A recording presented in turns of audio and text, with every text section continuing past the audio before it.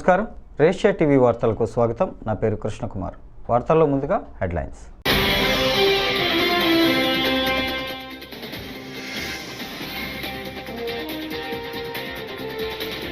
తమిళనాడులో స్వామిమలై క్షేత్రాన్ని సందర్శించిన పవన్ కళ్యాణ్.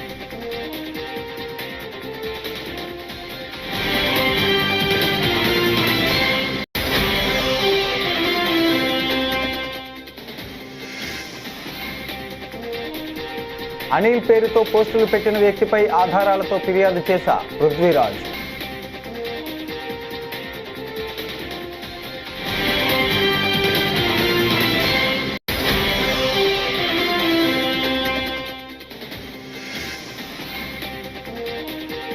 వల్లభనేని వంశీపై కిడ్నాప్ దాడి కేసు కృష్ణలంక పిఎస్లో వంశీని విచారిస్తున్న పోలీసులు.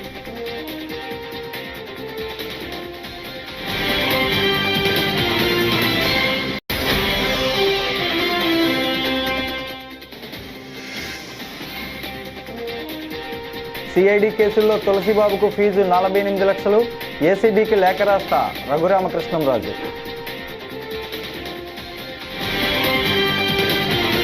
ఇక డీటెయిల్స్ చూస్తే, న్యాయవాదిగా ప్రాక్టీస్ చేయని కామేపల్లి తులసిబాబును సిఐడి కేసుల్లో లీగల్ అసిస్టెంట్గా నియమించి 48 లక్షలు చెల్లించడంపై విచారణ కోసం ఏసీబీకి లేఖ రాయనున్నట్టు ఏపీ ఉపసభాపతి రఘురామకృష్ణంరాజు తెలిపారు.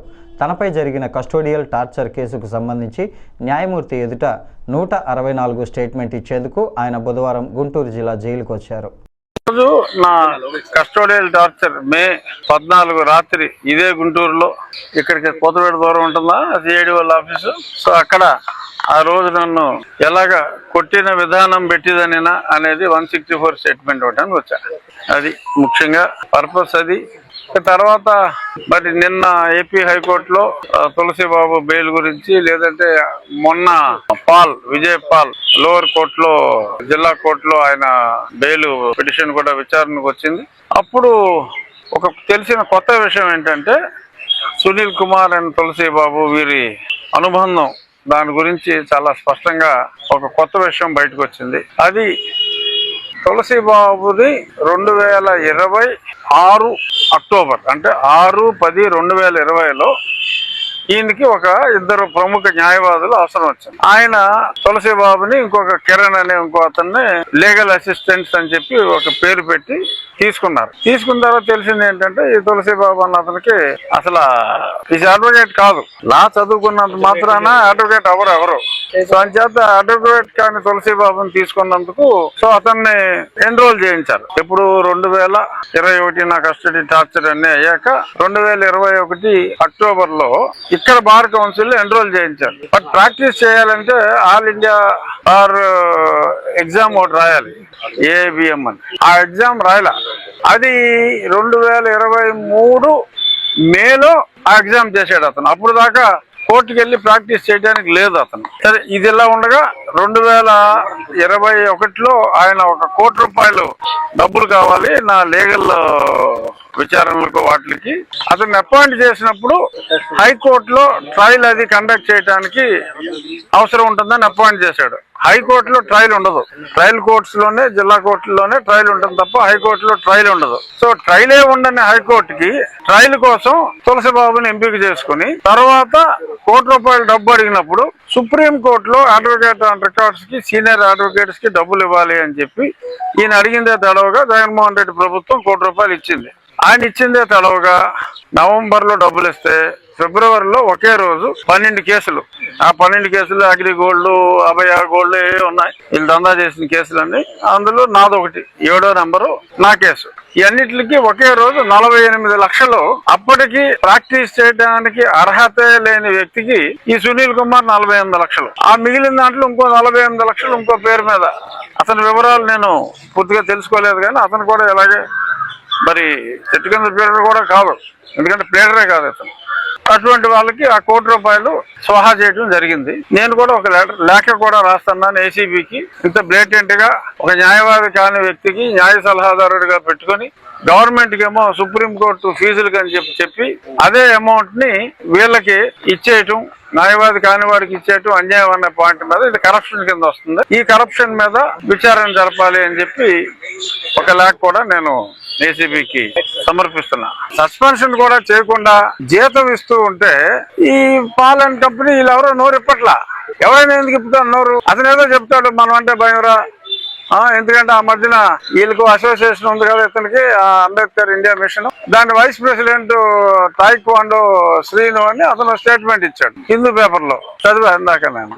అందులో మా జోలికి వస్తే ప్రభుత్వాన్ని కదిపేస్తా ఉన్నట్టుగా ఎయిమ్ తరఫున ఆ తాయిక్వాండో శ్రీను అన్నోడు ప్రశ్నించాడు. 2 రోజులుగా వైకాపా సోషల్ మీడియా వింగ్ తనను వేధిస్తోందని నటుడు పృథ్వీరాజ్ కుటుంబ సభ్యులతో వచ్చి సైబర్ క్రైమ్ పోలీసులకు ఫిర్యాదు చేశారు. ఫోన్ కాల్స్, మెసేజ్లతో తనను ఇబ్బంది పెడుతున్నారని ఫిర్యాదులో పేర్కొన్నారు. ఈ సందర్భంగా పృథ్వీ మీడియాతో మాట్లాడారు.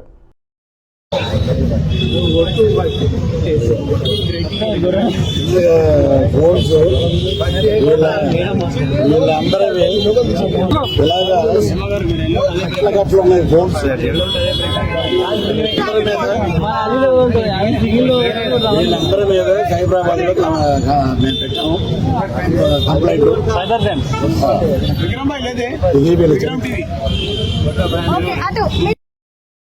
సినిమా ప్రమోట్ చేయడానికి కమెడీ అన్న రకరకాలుగా మాట్లాడతారు.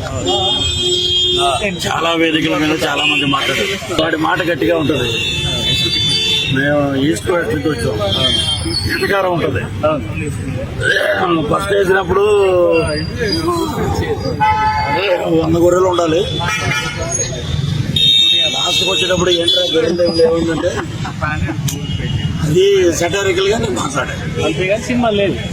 అది సినిమాలో గొర్రెలు ఉంటాయి, 11 అనేది లేదు. అది వాళ్ళు ఇచ్చారో లేదో తర్వాత ఇంత ఇష్యూ యూత్ అంటావు. ఇంకొక అతను అనిల్ పేరు ట్విట్టర్ లో, ఫేస్బుక్ లో, వాట్సాప్ లో నా నెంబర్ పోస్ట్ చేశాడు. అది చాలా క్రైమ్ అండి. దాని మీద సైబరాబాద్ నేను కంప్లైంట్ చేశాను. పరువు నష్టం దావా కూడా వేస్తున్నాను. ఇక్కడ ఇచ్చాను. ఆంధ్రాలో మా హోమ్ మినిస్టర్ వంగలపూడి అనిత గారికి కూడా కంప్లైంట్ ఇస్తున్నాను. అక్కడ కూడా సినిమాలో కంటెంట్ బాగుంది అనుకోండి, సూపర్ హిట్. నేను చూడొద్దు సినిమా అంట, మీరు మానేస్తారా? ఎవరికి ఇప్పుడు నా ప్రొఫెసర్ నాగేశ్వరరావు గారు మాట్లాడారు, పృథ్వీరాజ్ మాట్లాడకుండా ఉంటే లైలా సినిమా గురించి ఇంత పబ్లిసిటీ లేదు. ఈ రోజు సినిమా విశ్వక్సేని కానీ, ప్రొడ్యూసర్ గారు కానీ, నాన్నగారు కరాటే రాజు గారు కానీ నేను మాట్లాడాను. Very happy. ఇది ఎందుకు మధ్యలో. సో సినిమా పరంగా 14 రిలీజ్ అవుద్ది. Super duper hit cinema. రాజకీయంగా నా మీద, నా ఆరోగ్యాన్ని, నా వ్యక్తిగత ఇమేజ్ ని డ్యామేజ్ చేశారు కాబట్టి మా లాయర్ ద్వారా, మా హోమ్ మినిస్టర్ గారి ద్వారా డెఫర్మేషన్ సూట్ వేస్తాం. ఇక మీదట ఎవరి జోలికి పోవద్దు, నా జోలికి అని కాదు. ఇలాగా ఇంట్లో ఉంటే అమ్మాయి మీద ఒకప్పుడు మా జీవితాలతో ఆడుకున్నారు. అలాగే ఎంత జరిగినా కూడా ఇంకా బుద్ధి అలా. ఇప్పుడు మీ బర్త్డే 11వ తారీఖు అన్నాం అనుకో, పృథ్వీరాజు 11 అన్నాడు, మమ్మల్ని ఇలా అన్నాడు అలా అంటారు. 11 అంటే మీకు ఎందుకు అంత ఉన్నది ఉన్నట్టే మాట్లాడాం. మేము ఉన్నది ఉన్నట్టు మాట్లాడే. అది సినిమాని సినిమాగా చూడండి, సినిమాని ప్రేమించండి. హీరో ఎంత కష్టపడ్డాడో మాకు తెలుసు, గౌరవించండి, సినిమాని హిట్ చేయండి. పృథ్వీరాజు పొలిటికల్ సినిమా కూడా చేస్తాడు. ఆలయాల సందర్శనలో భాగంగా ఏపీ డిప్యూటీ సీఎం జనసేన అధ్యక్షుడు పవన్ కళ్యాణ్ తమిళనాడులో పర్యటిస్తున్నారు. గురువారం ఉదయం ఆయన తంజావూరు జిల్లా కుంభకోణం సమీపంలోని స్వామిమలై క్షేత్రాన్ని చేరుకున్నారు. ఆలయ అధికారులు ఆయనకు స్వాగతం పలికారు. కుమారస్వామిని దర్శించుకున్న పవన్ ప్రత్యేక పూజలు నిర్వహించారు. పవన్ వెంట ఆయన కుమారుడు అకిరానందన్, టీటీడీ బోర్డు సభ్యుడు ఆనంద్ సాయి ఉన్నారు.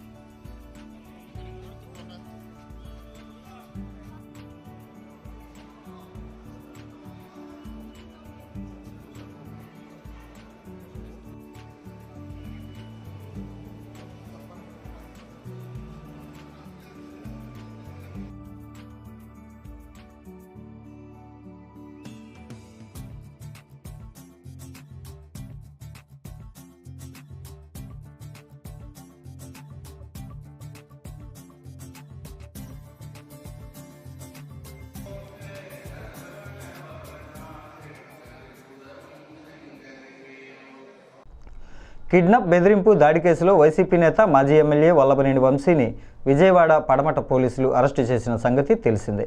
హైదరాబాద్లో ఆయనను అదుపులోకి తీసుకున్న పోలీసులు నేరుగా విజయవాడకు తరలించారు. తొలుత విజయవాడ భవానీపురం పిఎస్కు ఆయనను తీసుకెళ్లారు. అనంతరం వాహనాన్ని మార్చి ఆయనను అక్కడి నుంచి 2-3 మార్గాల్లో తీసుకెళ్తూ చివరకు కృష్ణలంక పిఎస్కు తరలించారు.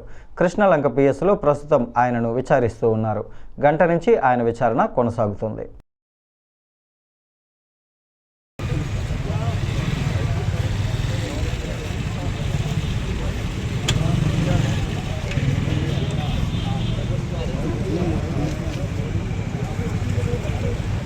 కూడా జడ్జి ముందు ప్రవేశపెట్టాల్సిన అవసరం ఉంది. ఈ నేపథ్యంలో పోలీస్ స్టేషన్లో విచారణ జరుగుతుంది.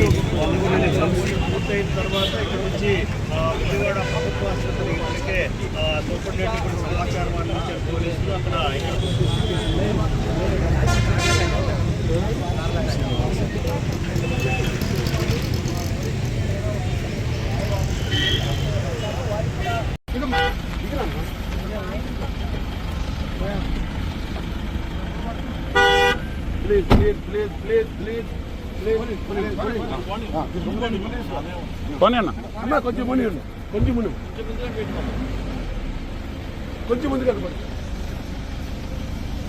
విపక్షంపై కక్ష సాధింపే లక్ష్యంగా పనిచేస్తున్న కూటమి ప్రభుత్వం ఇష్టారాజ్యంగా అక్రమ కేసులు నమోదు చేస్తోందని, అలా అక్రమ కేసు పెట్టి మాజీ ఎమ్మెల్యే వల్లభనేని వంశీని అరెస్టు చేశారని శాసనమండలి విపక్ష నేత బొత్స సత్యనారాయణ ఆక్షేపించారు.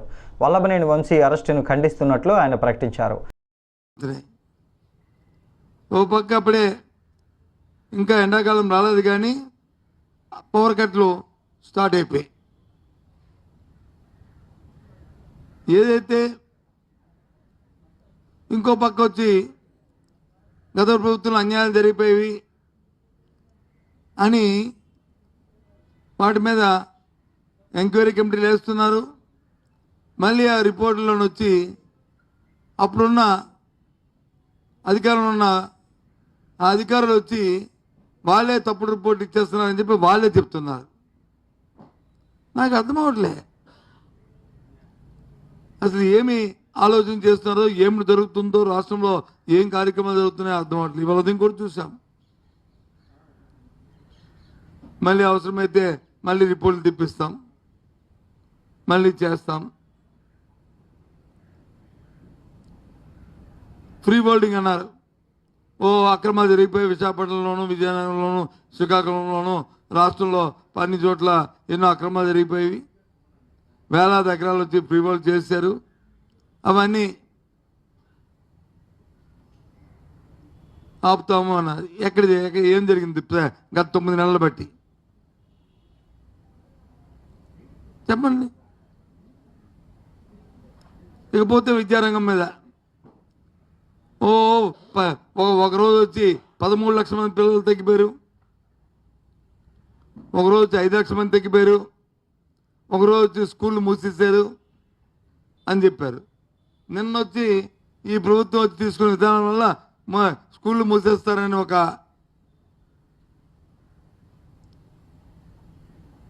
తల్లిదండ్రుల నుంచి అలాగే అధ్యాపకుల నుంచి రాగానే ఒక స్కూల్ కూడా ముయ్యమని తిరిగి వాళ్ళే స్టేట్మెంట్ ఇస్తున్నారు. గత ప్రభుత్వంలో ఈ రాష్ట్రంలో ఏ ఒక్క స్కూల్ అయినా మూసారు ఈ ఊర్లో అని చెప్పి ఓ ప్రకటించమండి, ఊరి పేర్లు ఇమ్మనండి. లే అది చెప్పే ధైర్యం చేయరు, ఎందుకని లేదు కాబట్టి. ప్రభుత్వం మారిన ప్రభుత్వాలు వాళ్ళ విధానాలు ఉంటాయి. ఇవాళ నీతి ఆయోగ్ చెప్పింది, ఏదైతే ఇంగ్లీష్ మీడియంలో ఆ విద్యార్థులకి దాని మీద పట్టుతో ఉండబట్టే కాంపిటేటివ్ ఎగ్జామ్స్లో ఎక్కువగా ఎవరైతే పట్టుంటుందో ఇంగ్లీష్ విద్య మీద, ఇంగ్లీషు భాష మీద వాళ్ళకే సెలెక్ట్ అవుతుందని నీతి ఆయోగ్ చెప్పింది. ఆ దురదృష్టితోనే దాన్ని ప్రోత్సహించాం. సరే, ఈ ప్రభుత్వం తమ నిర్ణయాలు రాబోయే కాలంలో ఆ తల్లిదండ్రులు వాళ్ళే తెలుసుకుంటారు ఈ పరిస్థితిని. నేను ఇప్పుడు మీ ద్వారా నేను ప్రశ్నిస్తుంది ప్రభుత్వాన్ని ఏంటంటే, మాజీ మంత్రి వైఎస్ వివేక హత్య కేసుకు సంబంధించి తెదేపా నేత బీటెక్ రవి సంచలన వ్యాఖ్యలు చేశారు. వివేక హత్య కేసులో వైకాపా ఎంపీ అవినాష్ రెడ్డి సహా ఇతర నిందితుల బెయిల్ రద్దయ్యే అవకాశాలున్నాయని బీటెక్ రవి అన్నారు. వైఎస్ఆర్ జిల్లా వేంపల్లి మండలం ముసల్రెడ్డి గారి పల్లెలో మినీ గోకులం షెడ్ను ఆయన ప్రారంభించి మాట్లాడారు. వివేక హత్య కేసులో రాజీ లేని పోరాటం చేస్తున్న సునీత విజయం సాధిస్తారని ఆయన ఆశాభావాన్ని వ్యక్తం చేశారు. వివేకానంద రెడ్డి కేసులో పురోగతి 2 days బ్యాక్ అవినాష్ రెడ్డి గాని భాస్కర్ రెడ్డి వాళ్ళు దస్తగిరిని సాక్షిగా మీరు పరిగణలోకి తీసుకున్నారు. అది నైతికంగా తప్పంటూ ఒకటేదో పిటిషన్ చేశారు. దాని మీద దస్తగిరికి సిబిఐ వాళ్ళకు కూడా నోటీసులు వచ్చినాయి. దస్తగిరి కూడా ఆయన లాయర్ పెట్టుకుని ఫైట్ చేస్తా ఉన్నారు. ఇది అవినాష్ రెడ్డి వాళ్ళ వైపు నుంచి ఒకవైపు. కానీ సునీతమ్మ ఆల్రెడీ సుప్రీంకోర్టులో వీళ్ళ బెయిల్ క్యాన్సిల్ చేయాలి, అప్పుడు ప్రభుత్వము అధికారులను తప్పుదోవ పట్టించి మోసం చేసి వీళ్ళు సుప్రీంకోర్టులో కానీ ఇంకో చోట బెయిల్ తీసుకున్నారు. బెయిల్ తీసుకునేప్పుడు బెయిల్ కండిషన్స్ లో ఏముందంటే విట్నెస్లను ప్రధానంగా సాక్షులను ప్రలోభ పెట్టడం కానీ సాక్షులను బెదిరించడం కానీ చేయకూడదనే ఒక కండిషన్ తో వాళ్ళు ఈ రోజు బెయిల్ మీద ఉన్నారు. కానీ నిన్న చూస్తే దేవిరెడ్డి శంకరెడ్డి వాళ్ళ అబ్బాయి చైతన్య రెడ్డి ఆల్రెడీ దస్తగిరి ఉండే సబ్ జైలుకు పోయి అతన్ని బెదిరించినట్టు ఆ ఆరోపణలు వచ్చినాయి. ఆరోపణల మీద ఎంక్వైరీ జరుగుతోంది. ఆల్మోస్ట్ ఆల్ చైతన్య రెడ్డి అక్కడికి రావడము ఇవన్నీ వాస్తవమని అప్పుడు ఆల్రెడీ నేను కూడా రిమాండ్ ప్రిజన్ గా ఉన్నాను. నన్ను కూడా అడిగారు, నేను కూడా చెప్పడం జరిగింది. వీటన్నిటిని బేరీజ్ వేసుకుని ఆ దాంట్లో అతను వచ్చి బెదిరించిన మాట వాస్తవమే అయినప్పుడు సుప్రీంకోర్టులో బెయిల్ క్యాన్సిలేషన్ సునీతమ్మ గారు వేసినప్పుడు ఈ డాక్యుమెంట్ ఎవిడెన్షియల్ అంతా కూడా అక్కడ ఉపయోగపడి వాళ్లకు శంకరెడ్డికి కానీ అవినాష్ రెడ్డికి కానీ ఏదైతే బెయిల్ కండిషన్ లో సాక్షులను భయపెట్టకూడదు, ప్రభావితం చేయకూడదు అనే కండిషన్ పెట్టారో ఆ కండిషన్ ను వాళ్ళు వైలేట్ చేసినట్టు అవుతుంది. కాబట్టి వీళ్ళకి బెయిల్ క్యాన్సిల్ అయ్యే పరిస్థితి అయితే తప్పకుండా ఉంటుందని నేను అనుకుంటున్నాను. గన్నవరం టీడీపీ కార్యాలయంపై దాడి కేసు నుంచి తప్పించుకునేందుకు వైసీపీ నేత వల్లభనేని వంశీ మరో తప్పు చేశాడని మంత్రి కొల్లు రవీంద్ర అన్నారు. వైసీపీ హయాంలో ఆ పార్టీ నేతలు పేటరేగిపోయారని మండిపడ్డారు. కక్షపూరిత రాజకీయాలకు పాల్పడుతున్నారని వైసీపీ నేతలు అంటున్నారని, కక్షపూరితంగా రాజకీయాలు చేయాలనుకుంటే అధికారంలోకి వచ్చిన నెల రోజుల్లోనే అందరినీ లోపల వేయించేవాళ్లమని రవీంద్ర అన్నారు. రాజారెడ్డి రాజ్యాంగంలో జగన్మోహన్ రెడ్డి నాయకత్వంలో 5 సంవత్సరాలు ఈ రాష్ట్రంలో అరాచకాలు సృష్టించి అనేక మంది మీద తప్పుడు కేసులు పెట్టి అక్రమంగా దోపిడీలు చేసి అదే కార్యక్రమాన్ని తప్పించుకోవడానికి ఈ రోజు ఒక దళిత సోదరుడిని గన్నవరం పార్టీ కార్యాలయం తగలబెట్టినటువంటి కేసులో ఎవరైతే ఫిర్యాదుదారుడుగా ఉన్నటువంటి సత్యవర్ధన్ కిడ్నాప్ చేసి భయపెట్టి అతనితో తప్పుడు స్టేట్మెంట్ ఇవ్వడానికి ప్రయత్నం చేసినటువంటి సందర్భంలో కుటుంబ సభ్యులు ఇచ్చినటువంటి ఫిర్యాదు మేరకు ఇవాళ ఉదయం గన్నవరం మాజీ శాసనసభ్యుడు వల్లభనేని వంశీమోహన్ గారిని అరెస్ట్ చేయడం జరిగింది. మేము మొట్టమొదటి నుంచి కూడా చెప్తా ఉన్నాం, ఎప్పటికైనా ప్రజాస్వామ్యమే గెలుస్తుంది. జగన్మోహన్ రెడ్డిని నమ్ముకున్నటువంటి ప్రతి ఒక్కరూ కూడా ఏదో ఒక రోజు అరెస్ట్ కాక తప్పదు. అధికారం ఉంది కదా అని చెప్పి విర్రవీగితే రేపేమవుద్దనే దానికి ఇవాళ వల్లభనేని వంశీ అరెస్టే ఒక నిదర్శనం. ఇవాళ అతనికి రాజకీయ భిక్ష పెట్టినటువంటి పార్టీ తెలుగుదేశం పార్టీ. అతనికి శాసనసభ్యుడిగా గెలవగలగడానికి కారణం తెలుగుదేశం పార్టీ. అటువంటి కన్న తల్లి లాంటి తెలుగుదేశం పార్టీ కార్యాలయాన్ని తగలబెడితే ఇవాళ ఏం జరిగిందో చూసాం. వాళ్ళ అక్రమ దోపిడీలు అవన్నీ కూడా ఎంక్వైరీలు జరుగుతున్నాయి. అందరూ రాష్ట్రంలో ఉన్నటువంటి వైఎస్ఆర్ పార్టీలో ఎవరైతే తప్పులు చేశారో వాళ్ళందరూ కూడా ఎవరు కూడా తప్పించుకోలేరు. ఇవాళ రాజకీయంగా చాలా ప్రాధాన్యత కలిగినటువంటి కృష్ణా జిల్లాలో భ్రష్టు పట్టించారు ప్రతి ఒక్కరు కూడా. ఒక నాయకుడు క్యాసినో పెట్టిస్తాడు, నోరు ఉంది కదా అని బండబూతులు తిడతాడు, అధికారం ఉంది కదా అని చెప్పి అధికారుల్ని కాళ్ళ కింద వేసుకుని తొక్కే పరిస్థితి చేశారు. ఆ రోజున వాళ్ళు చేసినటువంటి దుర్మార్గాలు ఇవాళ బందర్లో మచిలీపట్నంలో ఒక మాజీ మంత్రి బియ్యం స్కామ్ లో సొంత భార్యనే కేసులో ఇరికిచ్చినటువంటి దౌర్భాగ్యమైనటువంటి పరిస్థితులు వైఎస్ఆర్ పార్టీ ఇవాళ ఆ నాయకులు. తీర ప్రాంతంలో భూములు కొట్టేసిన ఒక మాజీ మంత్రి. తెలుగుదేశం పార్టీ ప్రధాన కార్యాలయంలో ఆ కుటుంబానికి రాజకీయ భిక్ష పెట్టినటువంటి పార్టీ తెలుగుదేశం పార్టీ. ఇవాళ దాడులు చేసి జగన్ దగ్గర మెప్పులు పొంది పదవులు పొందాలని చూస్తే ఏమైంది ఇవాళ మీరు చూశారు. ఇవాళ ఎవరు కూడా తప్పించుకోలేరు. ఇవాళ ఎవరైతే కంప్లైంట్ ఇచ్చారో అతని మీదే, ఒక దళితుడి మీదే ఇవాళ ఇలాంటి దుర్మార్గాలు చేస్తా ఉన్నారంటే ఎట్టి పరిస్థితుల్లో కూడా ప్రభుత్వం చూస్తూ ఊరుకోదు. ఖచ్చితంగా ఎవరు కూడా తప్పించుకోలేరు. ఇవాళ జగన్మోహన్ రెడ్డి గారు కూడా ఈ రాష్ట్రాన్ని ఏ రకంగా దోచుకున్నారో, ఇవాళ సొంత బాబాయ్ని ఏ రకంగా హత్య చేశారో మొత్తం కూడా ఇవాళ బయటకు వస్తున్నాయి. విచారణ కూడా వేగవంతంగా పూర్తి కావాల్సినటువంటి అవసరం ఉంది. దానికి కావాల్సినటువంటి చర్యలన్నీ కూడా తీసుకునే పరిస్థితి ఉంది. కాబట్టి ఎవరు కూడా తప్పించుకోలేరు. ఇవాళ వచ్చి మాట్లాడుతూ ఉన్నారు ఒక్కొక్కరు. మీరు మాట్లాడే అర్హత మీకుందా? మీరు చేసిన తప్పిదాలే మిమ్మల్ని వెనక పంపిస్తున్నారు. అది గుర్తుపెట్టుకోవాలని చెప్పి ఈ సందర్భంగా తెలియజేస్తూ చాలా పారదర్శకంగా మేము కక్షపూరితంగా చేయాలంటే ప్రభుత్వం వచ్చిన నెల రోజుల్లోనే మొత్తం అందరినీ జైల్లో పెట్టొచ్చు. కానీ మేము ఎక్కడా కూడా ఎవరి మీద కూడా కక్ష సాధింపు చర్యలు తెలుగుదేశం పార్టీ చేయదు. ప్రజాస్వామ్యబద్ధంగానే ముందుకెళ్తాం. ఎవరైతే దీంట్లో అవినీతిలో గాని అరాచకాల్లో గాని భాగస్వాములు అయ్యారో వాళ్ళు ఎట్టి పరిస్థితుల్లో తప్పించుకోలేరని కూడా తెలియజేస్తాను. రాష్ట్రంలోని పాత్రికేయుల సమస్యలపై ప్రభుత్వం దృష్టి సారించాలని ఏపీయూడబ్ల్యూజే రాష్ట్ర అధ్యక్షుడు ఐవి సుబ్బారావు గురువారం పేర్కొన్నారు. గత ప్రభుత్వం పాత్రికేయుల పట్ల నిర్లక్ష్య ధోరణితో వ్యవహరించిందని అన్నారు. ప్రస్తుతం ప్రభుత్వం పాత్రికేయుల అభివృద్ధికి సహకరించాలని కోరారు. సకాలంలో జర్నలిస్టులకు అక్రిడిటేషన్లు అందే విధంగా చర్యలు చేపట్టాలని ఆయన కోరారు.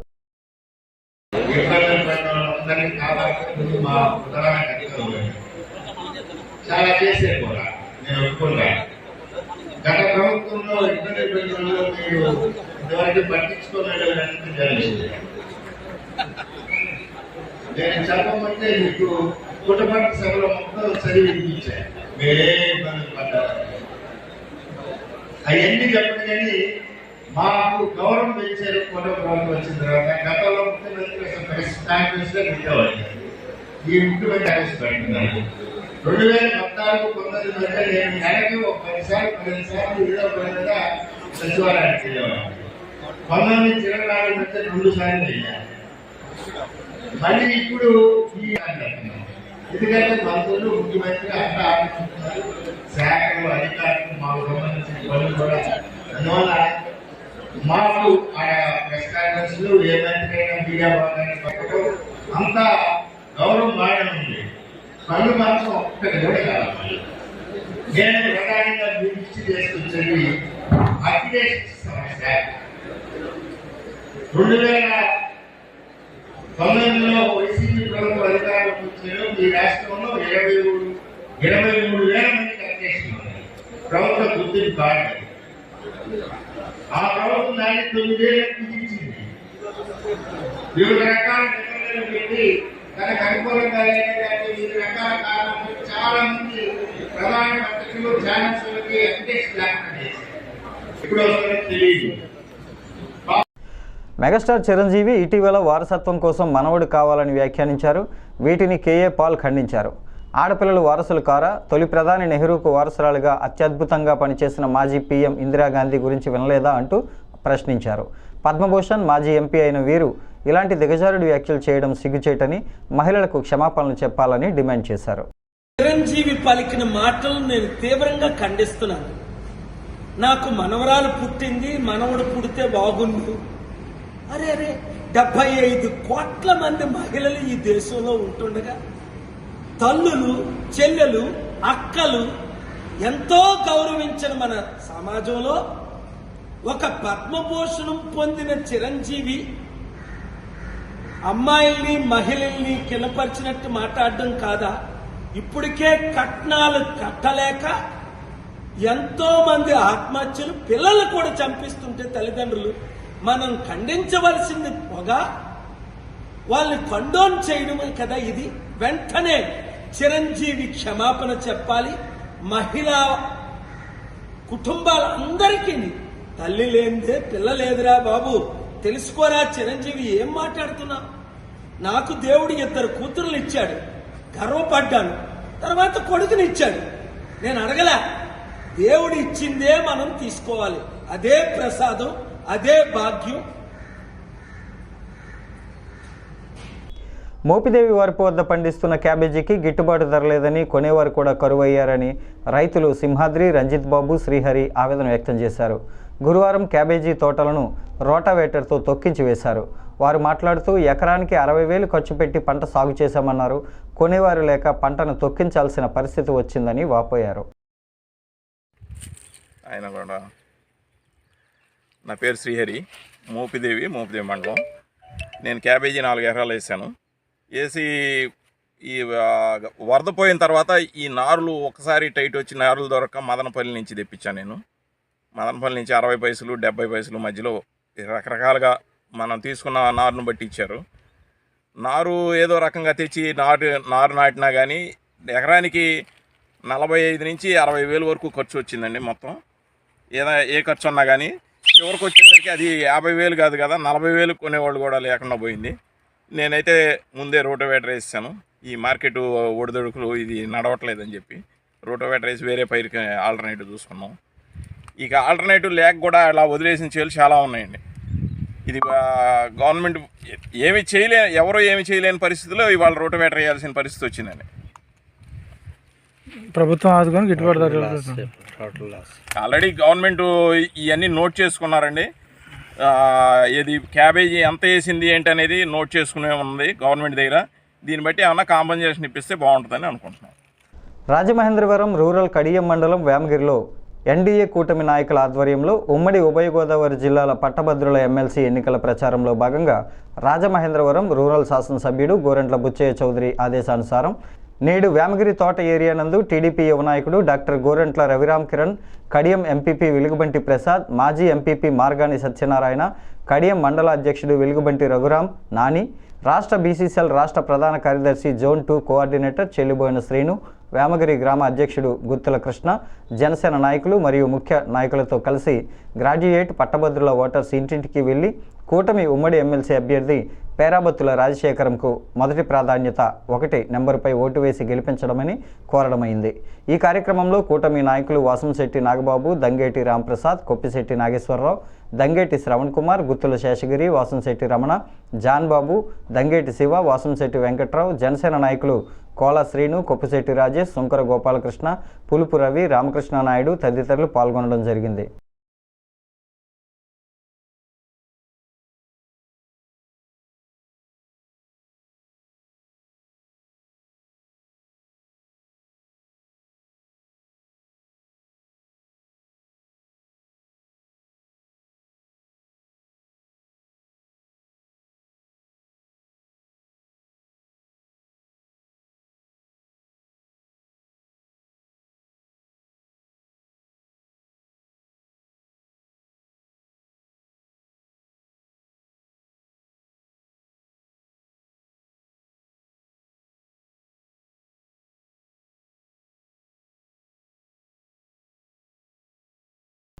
ఈ వార్తలు ఇంతటితో సమాప్తం. నమస్కారం.